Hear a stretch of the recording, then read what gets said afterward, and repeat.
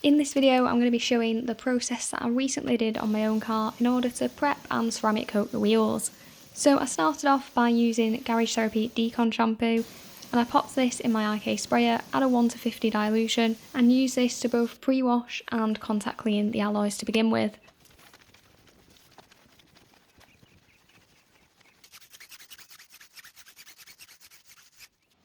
Once I had rinsed this chemical down, I then went in with Built Hamber Corrosol, which is an iron fallout remover, and I sprayed this on both the faces and the barrels of the alloy, left it for 5 minutes and then rinsed it off.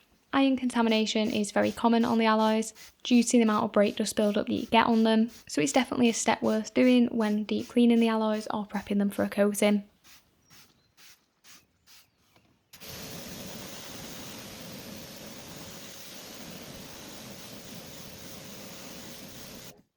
Once I'd rinsed that iron fallout remover off, I then dried off the wheels and went in with Yum tar and residue remover. There weren't too many tar spots on the face of the alloy, but there were a lot on the barrel, so this did take a few hits on that section.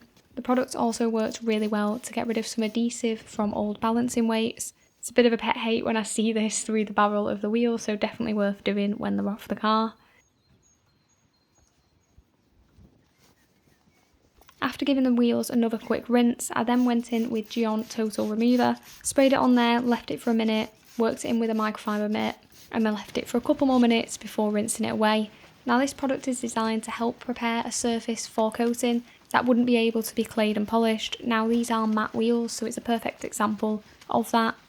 If you did have gloss wheels, then you would have the option at this stage to both clay and polish them, to help prepare that surface and get it as clean as possible, but also to remove some light defects.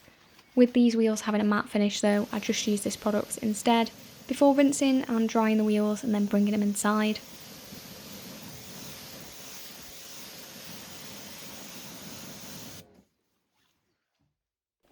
Now the final step before actually coating the wheels was to use my panel prep solution. So here I am using the one from Armour Detail Supply. So I gave this a good work in and actually did it twice on both the faces and the barrels of the alloy to make sure that there wasn't any residue left behind on the wheels so that they could be coated without any interference.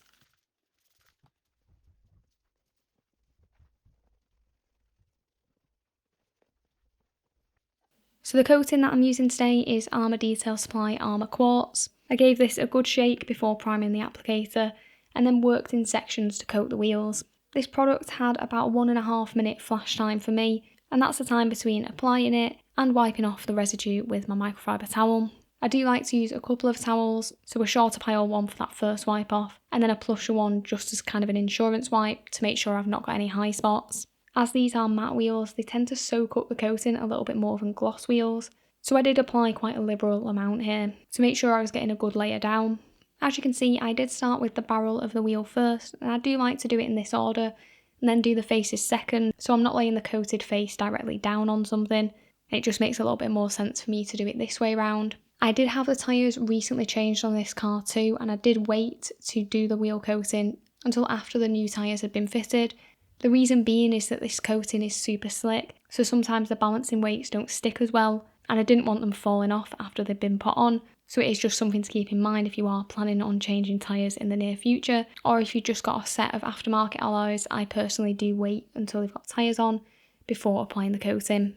It's also worth noting at this point too, if you do have the wheels off the car, then it's a good time to dress the opposite side of the tyre wall, particularly if you're using something like a conditioning tyre dressing like Garage Therapy Tyre Serum or Yum Dress, as those do have some additional benefits besides it looking good that can help keep the rubber in good condition.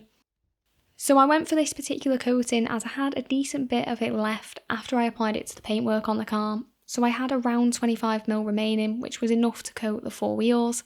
It's not a dedicated wheel coating, so it will be interesting to see how long this lasts on these wheels.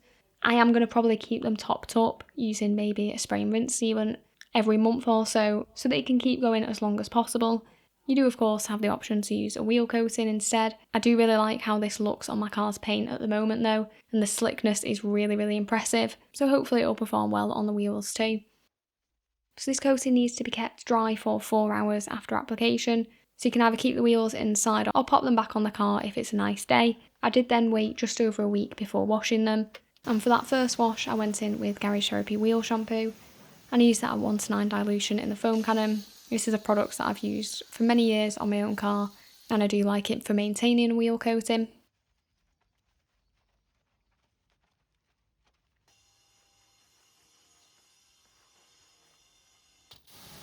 Here's what the coating looked like after it had been rinsed on that first wash, and I thought it looked absolutely brilliant and was really happy with the performance of it. As I said, I'm probably going to keep this topped up every month or so, just to keep it nice and fresh, and then hopefully I should get a decent amount of longevity out of it. If you have enjoyed this video, it would be brilliant if you could drop it a like, and thanks very much for watching.